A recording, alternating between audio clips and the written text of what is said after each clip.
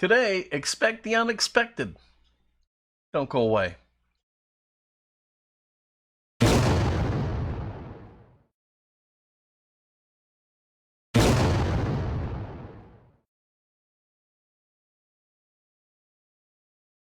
Hello gang and welcome to Fat Guy Productions. I am Paul, coming to you as always from beautiful Las Vegas, Nevada.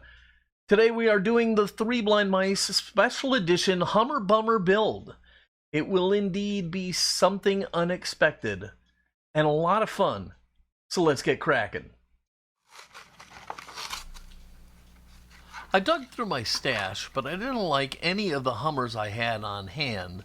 So, for this build, I ordered this Hot Wheels one on Amazon. At this point, I really don't know what I want to do to this, but my mind keeps thinking about the opposite of what you expect when you think of a Hummer. But what the hell does that exactly mean? Well, the first thing I could think of from a Hummer is a gasser. So today we're going to make a gasser, but not just any gasser. Growing up, I enjoyed a magazine called Cartoons. It was hot rods in a magazine, and they were cartoony and had a very, very distinctive look to them. So I'm going to be doing a cartoons-inspired Hummer gasser.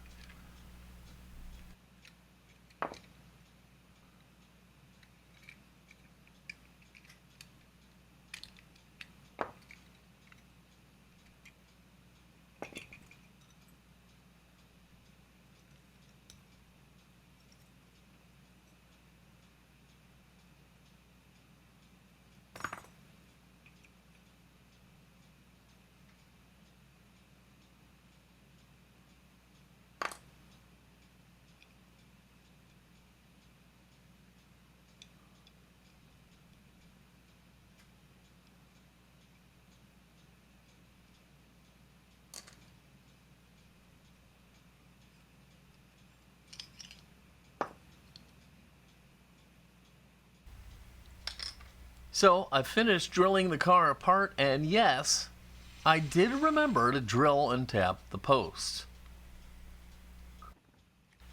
So when screwing these cars back together, I never really liked the idea of using a washer. Thus, I always kind of leaned more towards the 256 screws because they had a slightly bigger head, and I felt like I could get the cars back together without having to use a washer. But more and more I find myself using the 172 screws, especially the 172 short screws you can get from Brightvision. If I have to use a washer to make it work, so be it, but it makes dealing with the posts so much easier. Once all the preliminary rigmarole is done, I can go ahead and drop the body into the warm liquid goo to get the existing paint off.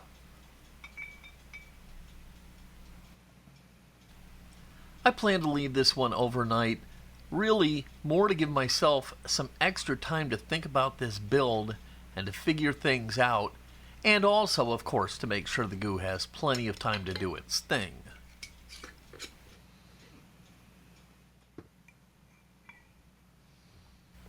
I pull the car from the goo, run it to the sink, and now I can get a close-up look at the body and start figuring out stuff on how to make my vision come to life.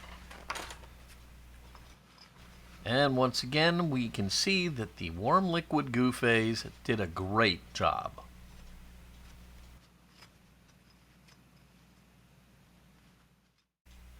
I dug through all my stuff and I found an oversized engine,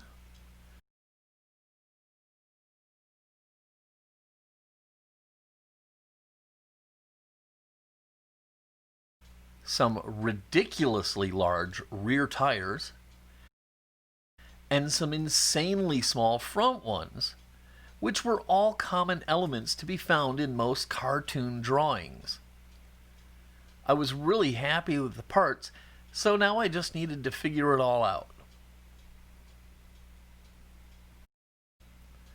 I marked some cut lines out on the hood, and I'm going to use my jeweler's saw to cut out this piece of hood to make room for the giant motor. Due to some poorly placed holes that were already in the casting, I end up having to make the cut a bit wider than I would have liked, but in the end it works out fine.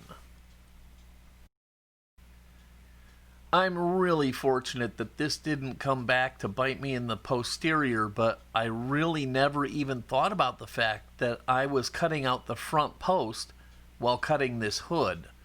Fortunately, this car has 2 posts, but still, I think some glue is in my future.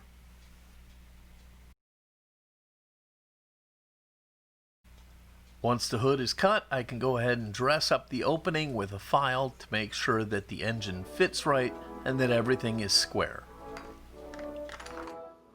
So far so good, and the ridiculous scale of this motor is going to work perfect. Now I want to figure out the wheels. I need to figure out how to get these stupidly sized wheels to work with the frame. So I take out the originals, and I don't really want to cut the axle because I think maybe I can use it somewhere else. So I'm just using a small screwdriver to pry just a little bit of space in here so that I can get the front and rear axles popped out.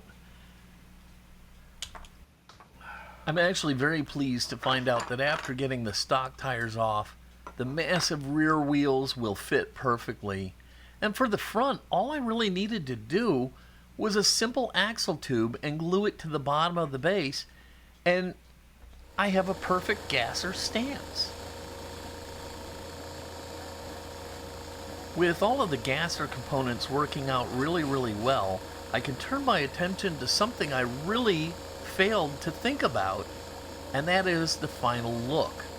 I never really even gave it a moment's thought as I was so consumed with the gasser part. So I'm over at the paint booth and I put down some primer, and I decided I wanted to go with a military look because after all this is a Humvee, but I want to go with my branch, the United States Air Force. So I've decided that I'm going to go with the look and feel of a P-51. Nobody flew the P-51 more famously than the Tuskegee Airmen. So I'm going to make this a tribute to the 332nd Tuskegee Airmen, and I'll be modeling this car after one of their famous P-51 aircraft called Bunny. Now please, no political comments here. This is a tribute to a group of brave men who helped win World War II, and it has nothing to do with the political zaniness going on in America today. So please, no political comments. I'm begging you. Let's just keep this thing fun. After the primer, I tried to get a kind of a chrome look using AK Interactive's Extreme Metals, but I wasn't happy with the final look, so it went back into the stripper, and I'm going to try a new way to get the look I want. I begin by giving the casting a glossy black finish, and now I'm using some chrome powder from Ushi. I guess that's how you say it. Ushi? I don't know. Anyhow, I'm amazed at how this stuff is working out. Here's the jar. This stuff is hard to find, so I'm probably not going to have a valid link. I'll try, but if I find one, I'll put it down below. But this is really my first time trying it, and you saw the roof and the one side, how good they looked. Here you can see all you have to do is over the glossy black finish, you just kind of buff it on with a cotton swab and it takes on a chrome look. It really is amazing. Look at this. No work whatsoever. It fills in all the gaps very nicely. It's kind of amazing. Yeah, so after you get it on, you just take a soft cloth, buff it out a little bit, and instant chrome look and finish. I do personally feel it's a bit of a dark chrome finish, but that seems to be a shortcoming of all these chrome treatments due to the glossy black base that almost everybody says you should lay down.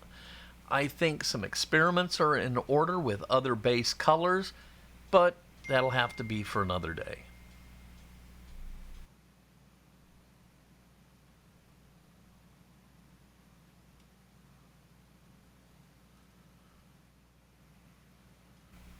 So I finally have a finish I dig, and then I've turned to the computer and looked up some images of Bunny, and now I just need to get some dimensions off the body so I can go ahead and make the decals that I need. I just make a quick sketch, then I measure the spots where I want to put the decals, and once I have all of that, I can turn to Illustrator, create the decals, make sure they're properly sized, and then print them out. And for those of you wondering about my HP decal printing setup, I am in full gear working on that video for you guys, so stay tuned. Of course, if you don't want to risk missing it, this is the perfect opportunity to click subscribe and click the notification bell in case you haven't done so already, because after all, that video could slide right by and you'll miss out. You don't want to miss out because you didn't take a microsecond to click a button.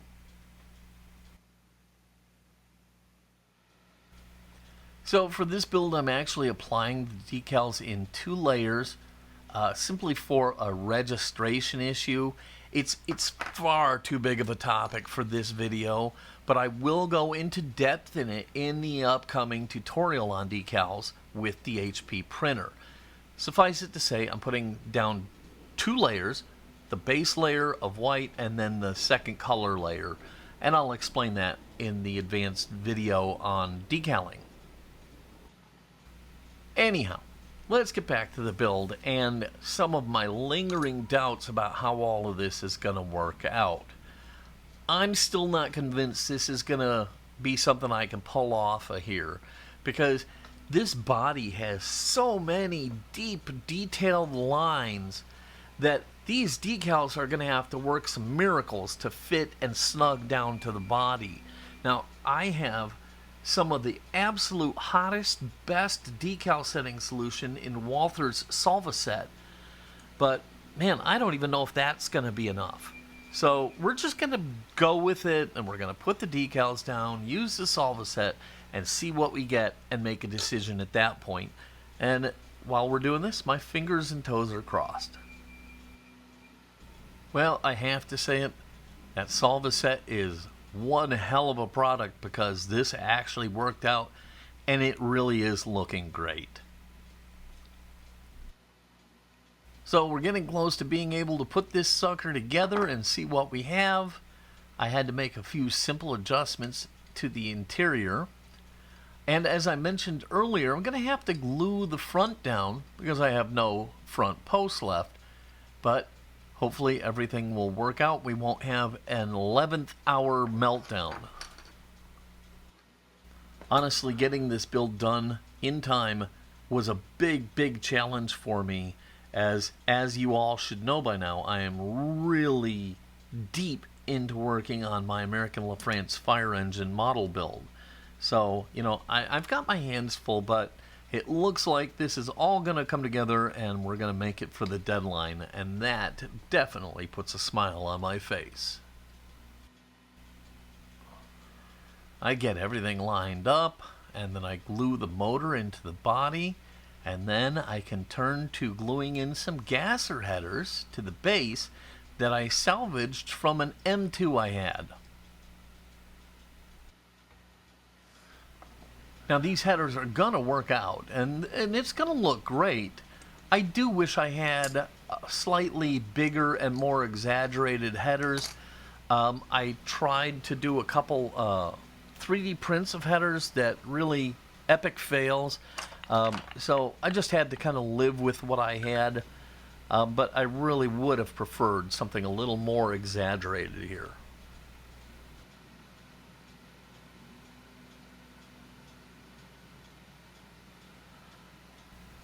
Everything is really working out.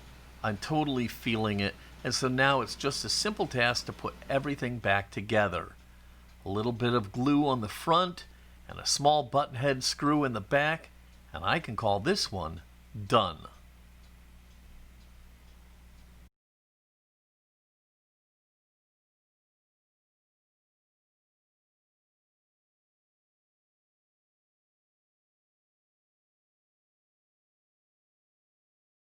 Well, there you have it, my cartoons-inspired Hummer gasser. It's a tribute to the Tuskegee Airmen and the P-51 Bunny. I think it came out great, and certainly was a challenge, as there were a ton of roadblocks to maneuver around. I think it does indeed capture the feel of Bunny, and I also feel it pulls off the cartoon's race car feel. I hope you all loved this video. If you did, please give it a thumbs up, click subscribe, and be sure to click the notification bell. If you have any questions or comments, please leave them down below. But remember, let's keep politics out of them. I don't need that in my life. Well, that's it for today. Being challenged in life is inevitable. Being defeated is optional. Until next time, this is Paul from Fat Guy Productions, saying be good.